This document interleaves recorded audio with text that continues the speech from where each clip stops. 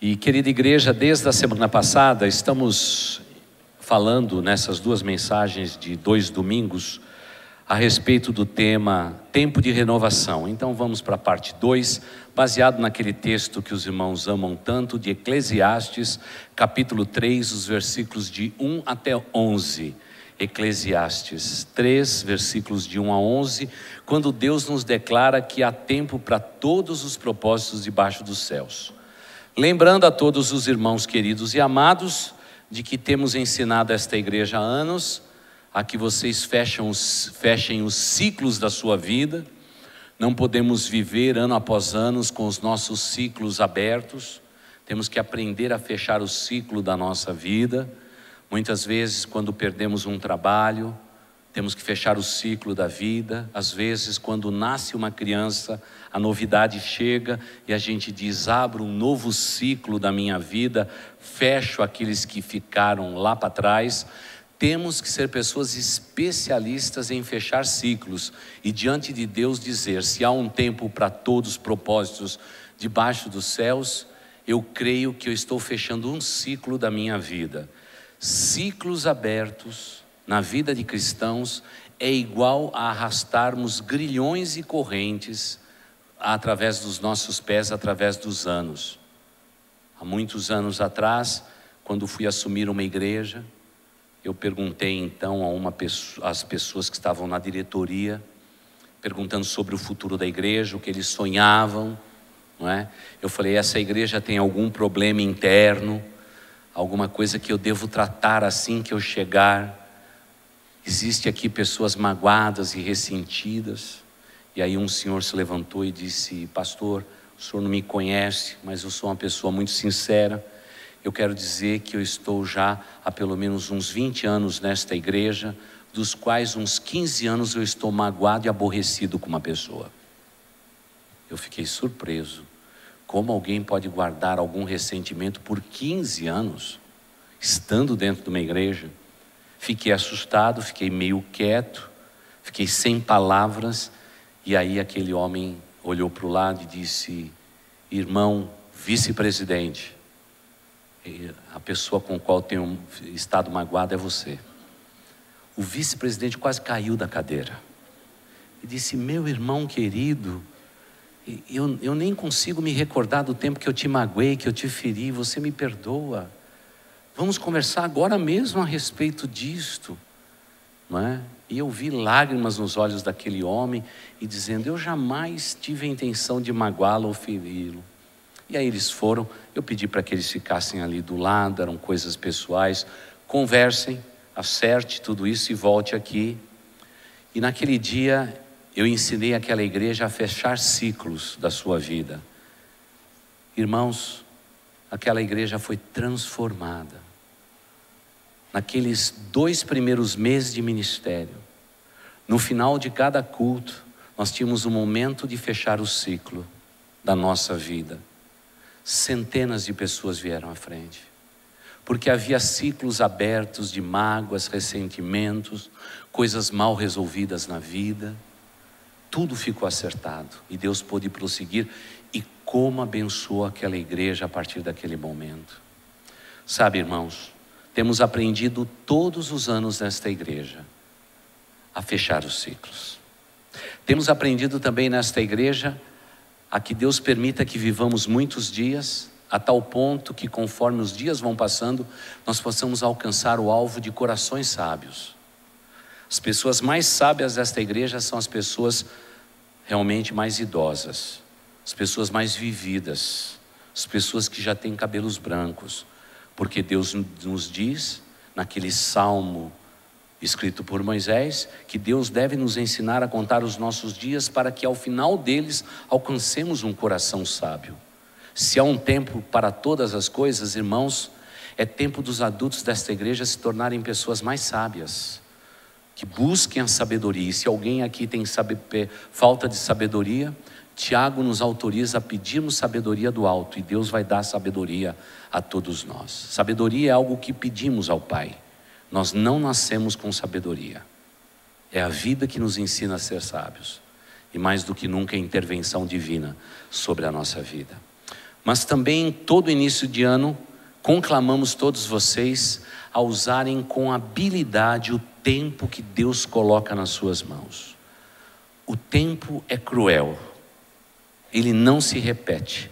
No tic-tac do tempo, irmãos, a vida passa muito rápida. Por isso, temos que ser pessoas que definitivamente ou propositadamente tenhamos realmente propósitos assumidos diante de Deus. Eu gosto muito de crente que todo final do ano escreve os seus objetivos e os seus sonhos para um novo ano. Eu creio muito naquele formulário que os irmãos preencheram no final do ano. Eu acredito o quanto que vida de pessoas jovens, adolescentes, as suas vidas têm sido mudadas exatamente quando coloca os propósitos ali e permite que a igreja durante um ano inteiro ore por aquilo. Porque a Bíblia nos ensina, tanto temos falado no início de cada ano, se nós projetarmos alguma coisa e colocarmos a nossa esperança nisto, Deus responde às nossas petições. Deus responde às nossas petições. Como é importante termos um alvo a seguir. Segundo pesquisas americanas e não brasileiras, a maioria das pessoas que vivem nas nossas igrejas é o Instituto Barna, que pesquisa dentro das igrejas canadenses e americanas. Diz que 60% dos membros da igreja na América do Norte não sabem o que desejam. Simplesmente vivem por viver. Não têm alvos, não têm sonhos, não têm objetivo. Se entregaram à vida. Sabe naquela filosofia do sonho, né? Que também virou samba no Brasil? Deixa a vida me levar, vida leva eu. É o poeta popular que diz isso. Muitos de nós somos levados diariamente a não termos alvos nenhum.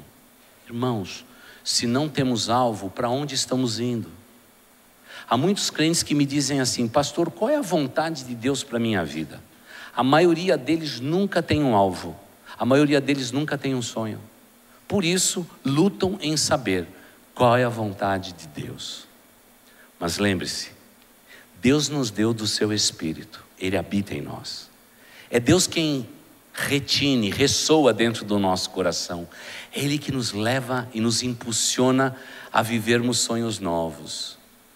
E como cristãos nunca penduram a chuteira, irmãos, os nossos sonhos têm que ser renovados a cada ano.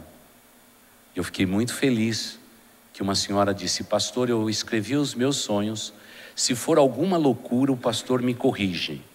Eu falei: mas irmã, fique tranquilo que nem o pastor nem ninguém dessa igreja vai saber o que você escreveu aí. Não, pastor, eu quero que o pastor leia e depois fale comigo.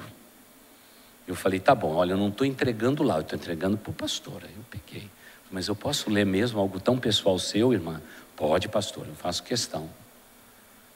E quando foi a semana passada, eu disse para ela assim: eu quero viver do jeito que você está falando aí.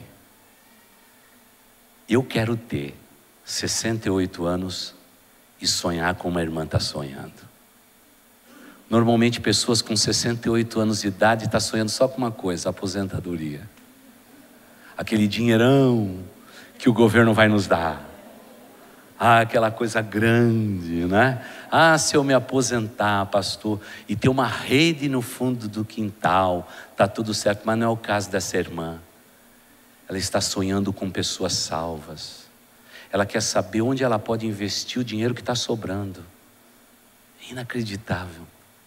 Eu quero ser lúcida como ela. E aos 68 anos de idade ter os meus sonhos. Tem muitos jovens nesta igreja que não se permitem mais aos sonhos. Nunca deixe de sonhar. Sonho são a atmosfera de Deus. É onde Deus se manifesta. E é onde os nossos corações se encontram com o coração do Pai. É como se encontrássemos o nosso Deus nessa atmosfera edificante de sonharmos o nosso sonho.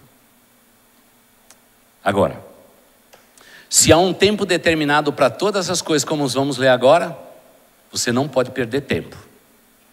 E irmãos, aqui nesta igreja, sempre no começo de cada ano, estamos pegando no pé de todos vocês, dizendo: não perca tempo, não perca tempo, não perca tempo.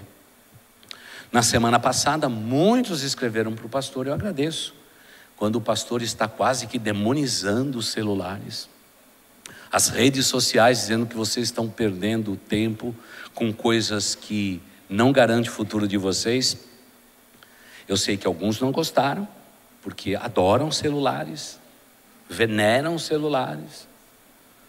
Mas eu agradeço por aqueles que escreveram dizendo: pastor, deixo de lado o meu celular, vou me dedicar mais a Deus e ao Senhor. Esse vai ser um bom ano na minha vida. Eu pude garantir a cada um desses: esse vai ser um bom ano na sua vida. Menos celular, mais Deus em sua vida, por favor. Vamos continuar sempre falando sobre isso. Mas vamos para o nosso texto aí. Vamos ler o texto de Eclesiastes 3, de 1 a 11, recordando ao coração de vocês. Se somos uma geração que lê pouco a Bíblia, então vamos ler 11 versículos. Você vai ficar intoxicado de Bíblia. Porque você lê pouco, não lê nada. Agora 11 versículos vai intoxicar vocês. Então, em nome desse tóxico, vamos ler 11 versículos das Escrituras, que diz assim: para tudo há uma ocasião, e um tempo para cada propósito debaixo do céu. Tempo de nascer e tempo de morrer. Tempo de plantar e tempo de arrancar o que se plantou. Tempo de matar e tempo de curar. Tempo de derrubar e tempo de construir. Tempo de chorar e tempo de rir. Tempo de prantear e tempo de dançar. Tempo de espalhar pedras e tempo de ajuntá-las. Tempo de abraçar e tempo de se conter. Tempo de procurar e tempo de desistir. Tempo de guardar e tempo de lançar fora. Tempo de rasgar e tempo de costurar.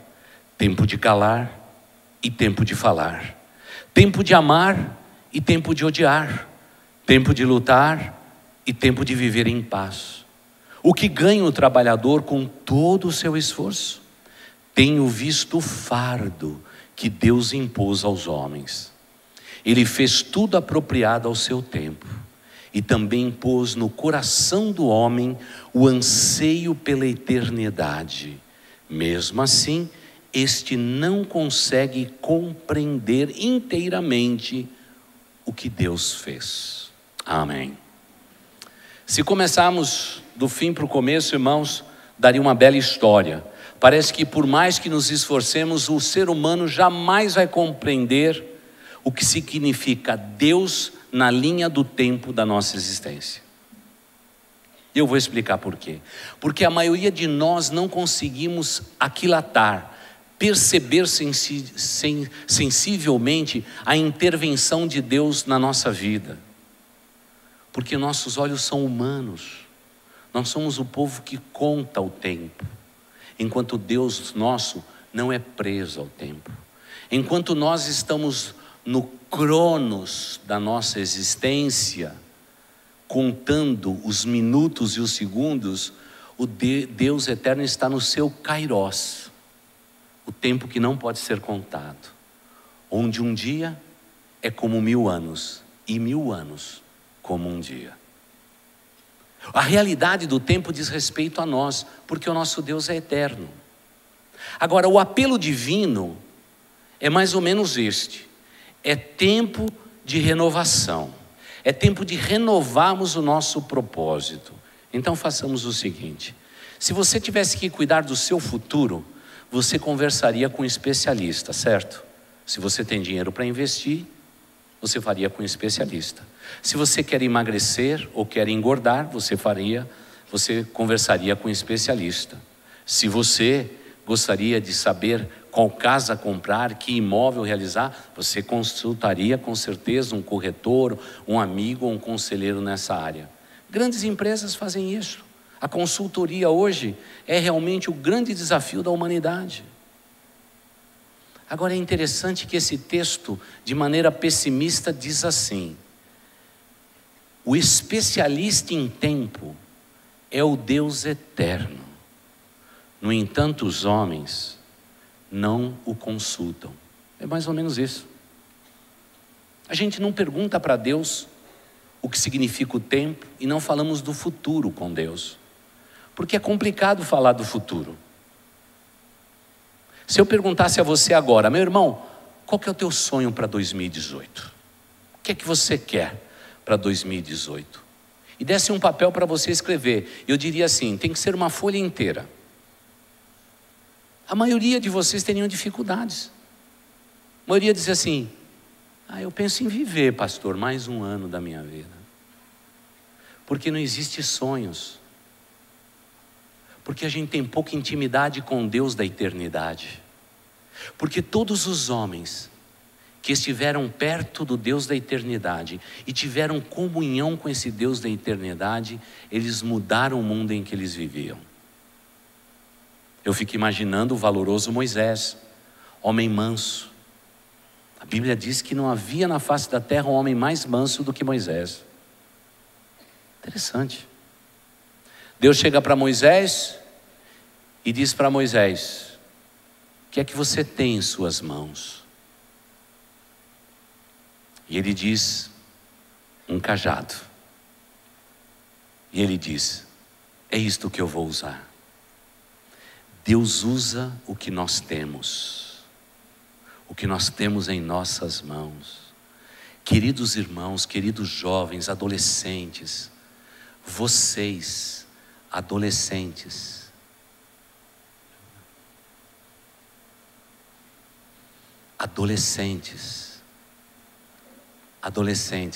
finalmente, essa panelinha ali pôde olhar para o seu pastor. Obrigado. Da próxima vez eu fico quieto para vocês conversarem. Todos nós, irmãos, temos dons, talentos e habilidades. Não importa a tua idade, Deus conferiu a nós dons, talentos e habilidades. E é isto que Deus vai usar para a sua glória. Porque Ele já nos capacitou para isto.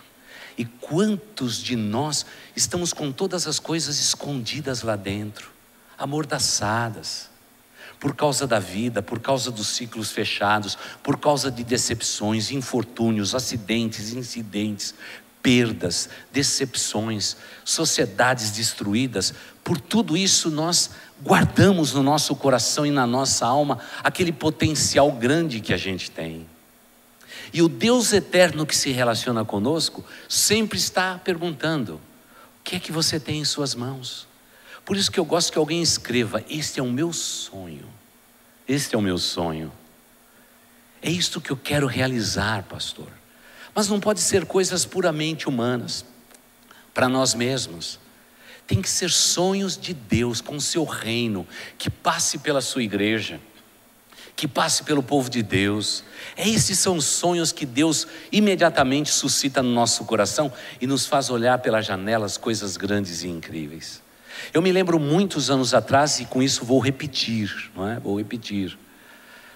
Eu me lembro de um senhor no primeiro ministério que eu tive aqui em São Paulo, na igreja do Jabaquara.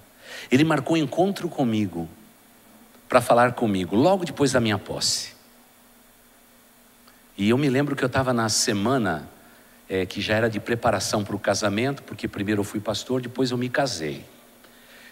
Então, naquele período de tempo, estava me preparando para o casamento. O tempo era muito pequeno, porque eu trabalhava circularmente, trabalhava na igreja, trabalhava num outro trabalho ainda de noite como locutor, fazia 1001 para poder se casar. Você vê como minha esposa é privilegiada, tudo por amor a ela. Nunca pensei em mim. E aí esse irmão marca um horário. Só que ele disse algo que me estarreceu. Ele disse assim, pastor, eu durmo muito cedo, pastor. Eu durmo muito cedo e acordo cedo. Meu sono é pequenininho, pastor. Eu durmo cedo e acordo cedo. Pastor, já nas madrugadas eu já estou sonhando com o reino de Deus. Já acordo, já sinto descansado, espreguiço e começo a escrever. Pastor, eu queria que você olhasse para os meus sonhos. E aí corri lá. A igreja não era muito grande, tinha 62 pessoas. Aí eu fui lá na caixinha dos membros da igreja e tirei. E disse, quantos anos tem? 78. para fazer 79 naqueles dias. Eu falei, puxa vida, esse irmão é muito forte, hein? Coloquei de volta lá. Agora o horário marcado foi um pouco difícil. 6 da manhã. Para tomar um café na casa dele, porque ele tinha muito material para mostrar para mim. Trabalhava aqui na Zona Leste, cancelei amanhã e disse lá para o meu chefe, eu tenho um compromisso hoje, eu preciso ir lá. E a noite anterior foi tão difícil, dormi tão tarde, tanta coisa para resolver, casamento chegando, tanta coisa. Minha noiva estava no interior de São Paulo, em Campinas, tudo difícil, eu tinha que resolver tudo. Fui dormir tarde. O relógio acordou. Ô, irmão, vocês gostam do som do relógio? Eu acho que eu tenho uma aversão ao relógio. Quando ele toca, eu digo para mim mesmo, que terrível. Que terrível. É por isso que eu coloco já 2 horários. Um para dizer para o meu cérebro, acorde. E outro que diz para o meu corpo, acorde. Eu dou uma diferença de 15 minutos e tenho sobrevivido ao longo desses anos todos. 15 minutos toca, eu digo, Senhor Deus, esse irmão podia desistir da ideia. É tão cedo, mas lá fui eu. 5h15 saí de casa, peguei o carro e fui ao encontro dele. Chego na casa dele, no inverno, toda a luz ligada. Ele olhou, me esperando ansiosamente na janela. Quando eu encostei o carro, ele já abriu a porta e disse, pastor, já prendi o cachorro. Pastor, o senhor pode entrar na minha casa. É uma honra receber debaixo do meu teto o servo do Deus Altíssimo. Foi aí que eu acordei. Porque até então eu andei pela cidade de São Paulo, estava dormindo ainda. Humanamente falando, eu estava fazendo tudo automático. Mas naquele dia, quando ele me lembrou que eu sou servo do Deus Altíssimo, porque quando você toca a eternidade de Deus, a qualidade de tempo aqui na terra muda. Não é nenhum outro princípio. Quando você toca no eterno, o tempo aqui começa a mudar a sua maneira de ser. O grande problema é que a gente vive desconectado do eterno. E quem se desconecta do Kairos tem dificuldade com o Cronos, o tempo contável. E aí, claro, tomamos um café gostoso, fresquinho. Aquela casa estava cheia de café, aquele cheiro gostoso, manhã, pronto para despertar. E eu não sou ninguém sem tomar uma boa xícara de café. Eu tomo, pronto, agora já estou no jogo de novo. Tomei o café. E aí ele foi para um quarto no fundo. Quando eu cheguei no quarto no fundo, eu fiquei maravilhado. Mapas do Brasil, da cidade de São Paulo, mapas onde estava dividido as regiões da cidade de São Paulo. Zona Norte, Zona Sul, Zona Oeste, Zona Leste, tudo separado. Marcado com marquinhas, todas as igrejas batistas que haviam ali. Todas. E ele diz assim, esse é meu quarto de oração, pastor. É aqui que eu oro todos os dias e gasto a maior parte do meu tempo. Lá no cantinho tinha um quadro escrevendo que só o Senhor é Deus. E a gente percebe que tudo aquilo tem sentido, tem direção.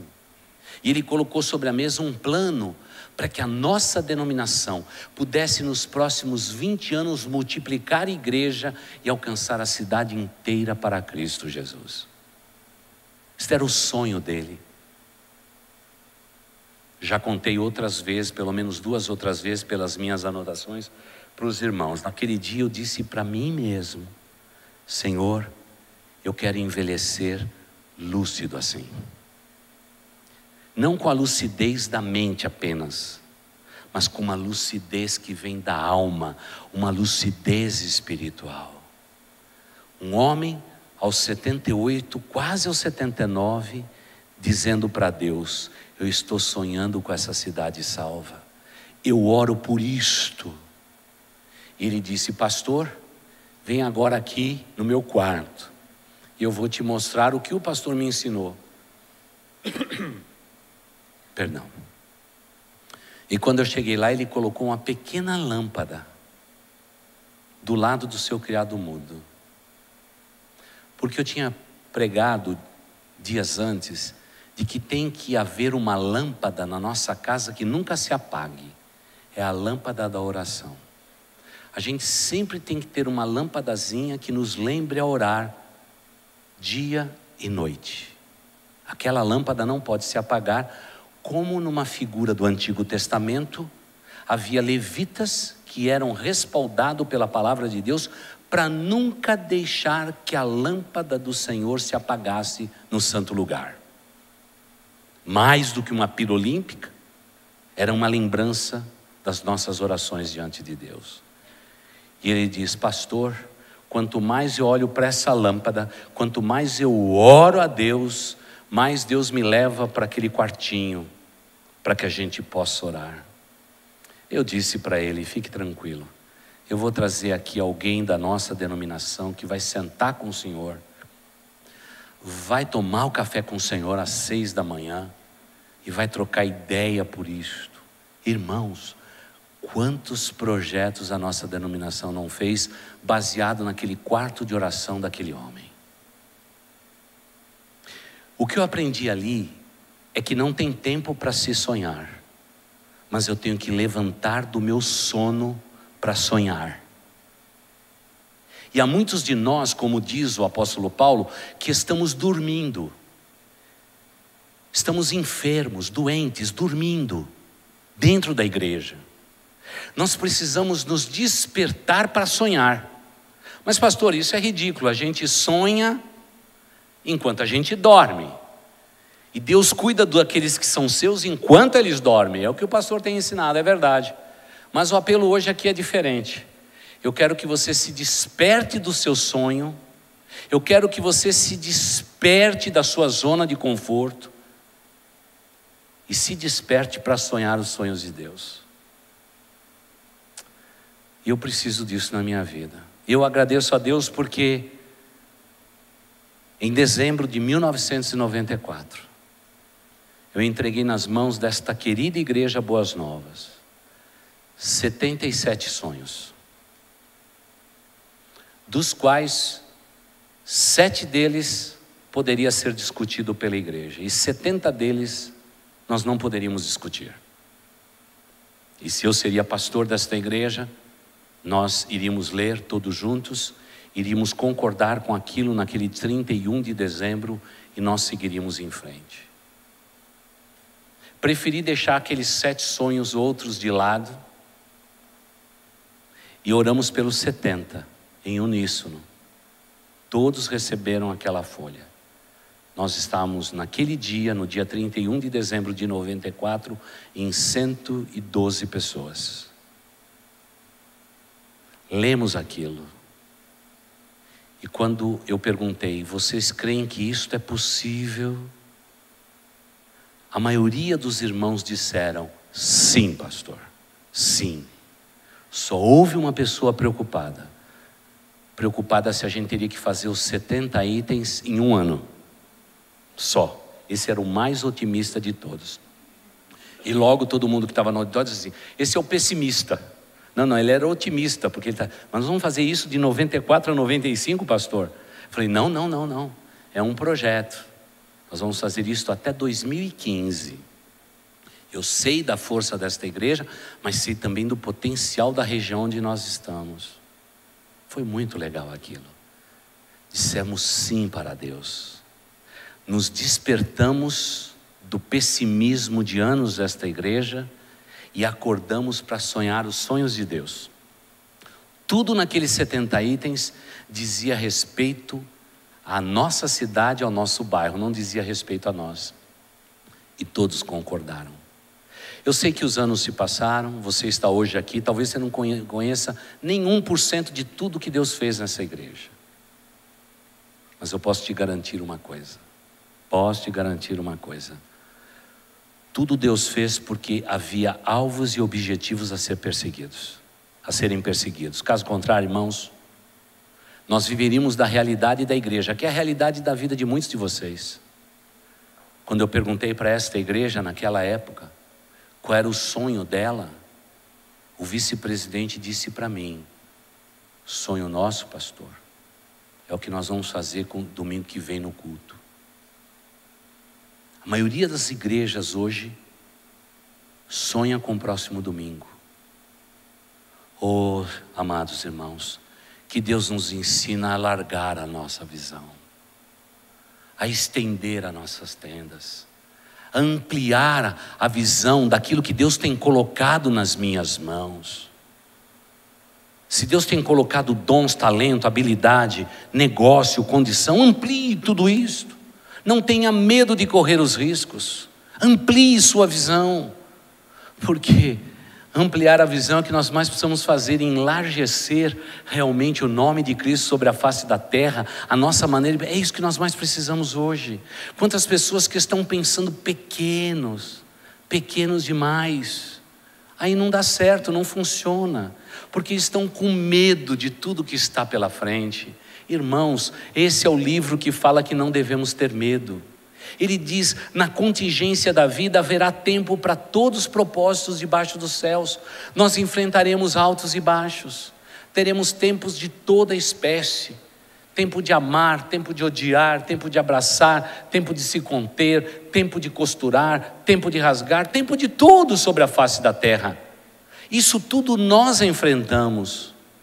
Mas eu tenho que entender que Deus colocou o seu kairós dentro de mim. Ele colocou eternidade no meu coração. Não há um homem na face da terra que não tenha um vazio no formato de Deus, porque Deus imprimiu a sua digital. Ele colocou eternidade no coração do homem. Irmãos, eu não encontro nenhum ser na face da terra que não tenha a probabilidade de sonhar coisas grandes e incríveis. Eu não conheço, porque eternidade está no nosso coração. E se eu estou falando de uma coisa que não vale só para este tempo, esse tempo que cura, tempo de derrubar, tempo de construir, tempo de chorar, tempo de rir, tempo de dançar, tempo de saltear. Irmãos, Ele colocou a eternidade no nosso coração. E quando eu digo, Deus eterno, usa a minha vida, usa os meus talentos e habilidades para a tua glória, irmãos, não tem quem detenha, porque nós vamos descobrir homens como nós, que foram usados por Deus. Moisés, o que você tem na sua mão? Um cajado. Eu vou usar o teu cajado. Que coisa linda. Eu fico imaginando João Batista começando o seu ministério, suas roupas exóticas, sua alimentação alternativa, mas uma pregação como poucos. Ouvir João Batista era algo poderoso, porque ele é fruto do kairós de Deus. Deus, no seu kairós, disse: haverá um dia alguém que será a voz que vai clamar no deserto. Ele será a minha voz. Irmãos, sai de baixo quando Deus diz: você vai ser minha voz. Quando João Batista abria sua boca, multidões entravam no Rio Jordão para ser por ele batizado, baseado no arrependimento dos seus pecados. E era um homem assim que diz: que Cristo cresça e que eu diminua. Que João Batista tinha em suas mãos o que ele tinha recebido do próprio Deus, o dom da pregação. Ao longo dos anos, Deus tem feito coisas incríveis com o seu povo. Coisas incríveis. Deus tem usado pessoas anônimas para a glória dele, porque estas pessoas entenderam que eu não vivo apenas baseado no tic-tac do relógio. Aquilo que eu faço tem um peso eterno. As minhas atitudes, a maneira com que eu vivo tem um peso eterno. Porque no meu kairós, eu obedeço o Deus eterno. No meu cronos eu admito e eu aceito a visão do Deus eterno que está no seu kairós. E quando pessoas conseguem ver a vida desse jeito, tudo fica diferente. Imagino eu sentado com os meus filhos depois de 200 anos de escravidão no Egito, e dizendo assim: um dia Deus vai nos libertar do cativeiro. Deus fez isto tantas e tantas vezes, Deus vai fazer de novo. A história do nosso povo nos diz isto. Como era difícil para uma criança entender o tempo que o povo já estava no Egito. Mal sabia aquela criança que o seu povo passaria outros 200 anos naquele Egito. Mas Deus cumpriria a sua palavra. Eu acho que depois de 400 anos de escravidão, tendo que trabalhar todos os dias, em média 12 horas por dia no trabalho pesado, não era fácil achar descanso. Desde que o sol nascia até o céu se pôr, o povo de Israel trabalhou. Mas um dia, Deus preparou tudo no tempo dele. As crianças judaicas nasciam em grandes proporções, enquanto os egípcios, que cuidavam da sua saúde, da sua higiene pessoal para não serem contaminados, obrigando até as suas mulheres a raparem toda a cabeça por causa do piolho, que era muito comum naquele tempo. E os piolhos criam eles que traziam pestilências das mais variadas, moscas. Era o povo mais higiênico que havia. Enquanto que o povo de Deus vivia nos cortiços, no meio da lama, no meio da sujeira, mal tinha o que comer. Para muitos, o tempo de Deus tinha se tardado. Parece que Deus foi dormir. Deixa eu te dizer uma coisa: nosso Deus não dorme, Ele não cochila. O Deus que te guarda é o Deus eterno. Mas para o povo de Israel foram 400 anos, até o dia da libertação. Para isso, Deus precisava de novo de um bebê. Um bebê que já seria uma figura do bebê que viria, Jesus Cristo. Aliás, no Velho Testamento tudo é figuras. Figuras que projetadas no futuro faz todo sentido, mas vista no seu tempo causa dificuldade. Nasceu um menino, entre todos os meninos nascidos entre os judeus. Seu nome, Moisés. Para poupá-lo, sua mãe e sua irmã tiveram um bom plano. Vamos lançá-lo na água, porque a filha de Faraó, ela sempre quis ter filhos e não pôde ter. Quem sabe, ao invés de eu perder um filho, essa egípcia possa cuidar do meu filho. Plano louco, plano maluco, irmãos. Coloca teu filho no rio Tietê. Não agora, claro, mas no tempo que o rio podia ser navegado. Você não ia saber onde aquela água ia dar. Mas havia fé no coração daquela mulher incrível, porque ela sabia que não seria sua mão a empurrar o berço, mas seria a mão de Deus a empurrar o berço. Meu irmão, minha irmã, desde quando você nasceu, Deus empurrou o seu berço. Ele tem um propósito para a tua vida. E o berço foi embora.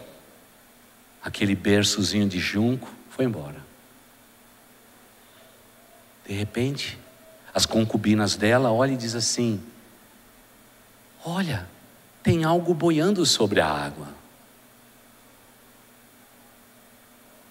A mão é de Deus.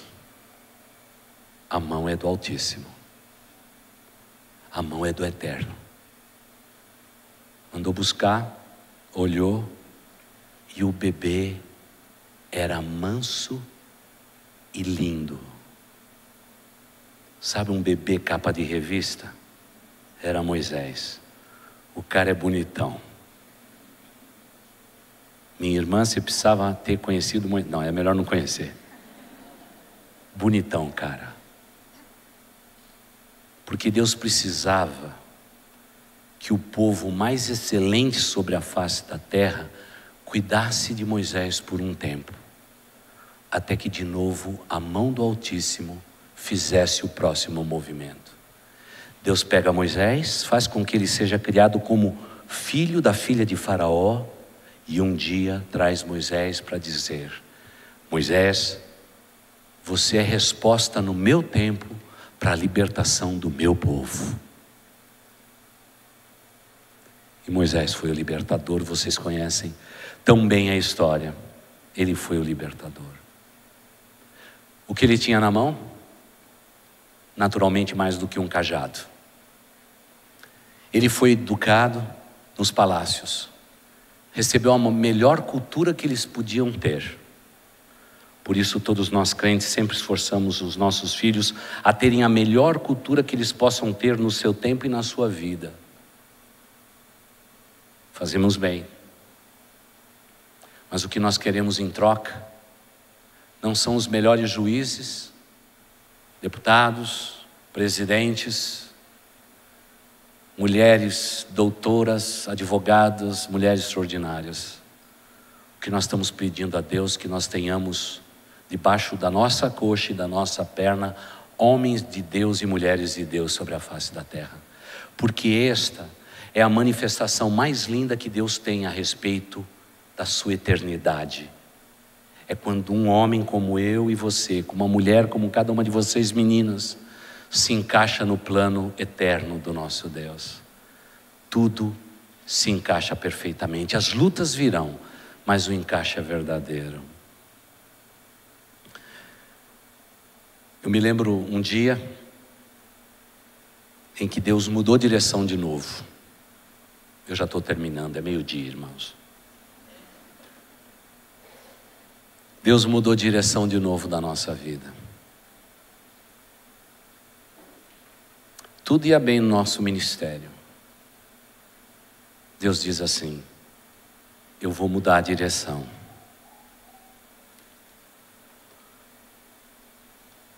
E ficou bem claro para mim que Deus usaria das pessoas mais próximas de mim para dar a direção.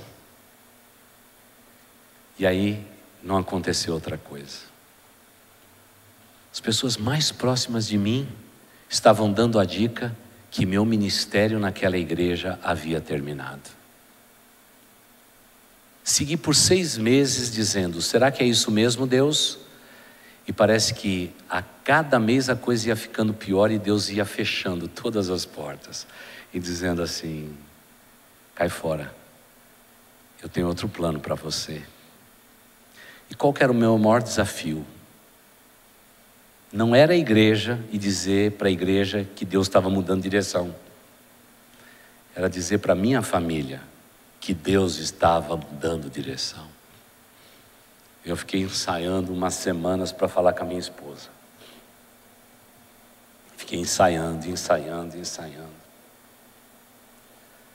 E essas coisas todo mundo percebe, né? Minha esposa falou assim: mas você anda quieto esse tempo.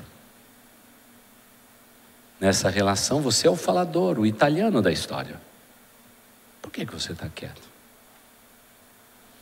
Falei: você quer saber mesmo? Ela falou: claro. Falei: é claro para mim que esse é o nosso último ano nessa igreja. Mas como? A gente só começou. Nós vamos embora. Eu não sou mais o homem para esta igreja até o próximo aniversário dela. Alguém estará aqui me substituindo, é claro no meu coração. Eu preciso dizer isso para você. E Deus falou que vai me levar para muito longe. Eu acho que vai ser a ilha de Marajó, que eu nunca conheci. Passados 5 meses, Deus já não tinha nos levado muito longe. Tínhamos que vender tudo que a gente possuía, porque não dava para pôr no avião. E sabe como é coração de pastor? O irmão entrava em casa e dizia: pastor, o senhor vai vender o sofá? Eu dizia: não, meu irmão, eu vou colocar o sofá na cabine do piloto e vou com o sofá. Claro que eu vou vender, irmão.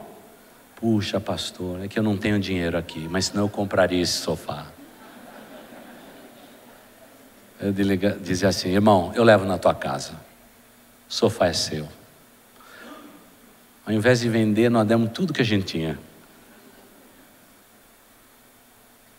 Mas a gente não podia dar os brinquedos da minha filha. Mas depois, quando a gente foi fechar a mala, não tinha lugar. E aí ensinamos que Deus estava mudando de direção, a mão de Deus estava levando o bercinho para outro canto, guardadas todas as proporções, mas eram as minhas. E a gente tinha que ir embora. Eu expliquei tudo o que ia acontecer. E eu tenho filhos que são bem resignados. Eu disse: pai, então vamos dar para as pessoas que mais precisam. Você não se importaria? Porque não cabe não. Vamos dar. Demos tudo o que a gente podia. Tudo. Mas aí sobrou uma Mônica com uma cabeça desse tamanho, pesada. É você que está rindo, é do meu tempo, hein?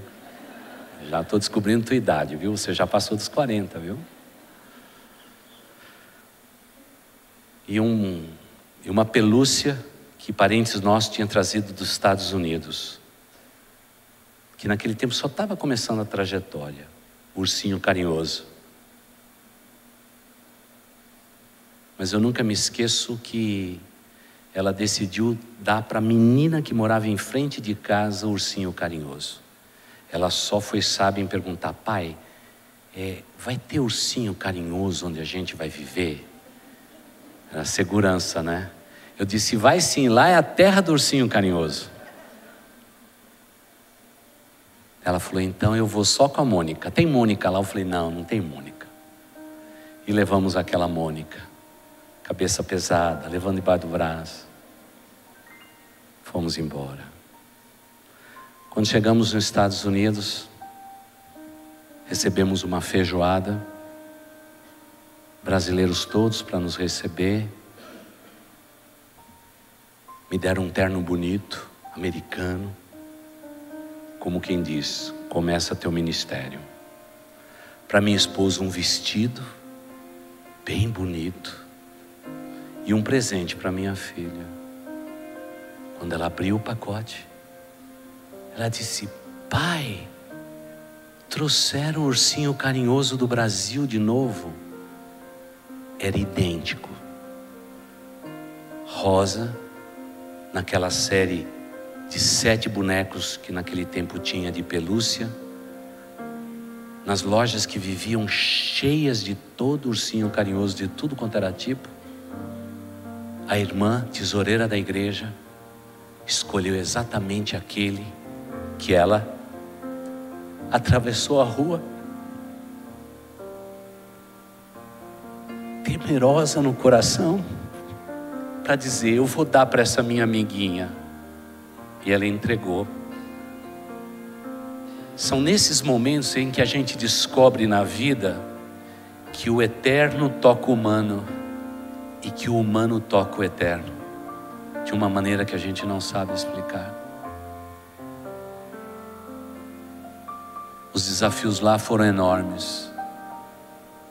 Como foi difícil aquele ministério, aquele trabalho naquela cidade. As lutas foram imensas, mas as alegrias foram maiores. Sabe por quê? Porque todos nós estávamos no lugar mais seguro da face da terra. Aquilo que nós comumente, como cristãos, chamamos o centro da vontade de Deus. O cajado é o centro da vontade de Deus. É o lembrete dele.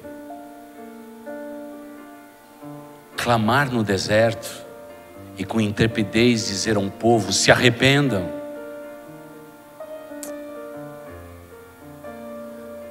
É o que Deus usa. Deus usa berços feitos de juncos. Deus usa mulas. Deus usa imperadores. Deus usa tudo para a glória dele. E a única coisa que você tem que fazer é abrir mão do que ele te deu e dizer de volta para Ele: não é meu, é teu. E aí é o que o Cronos se torna Kairos. É quando um ursinho carinhoso se torna uma prova de fé. E Deus eterno diz: eu recompensarei, diz o Senhor.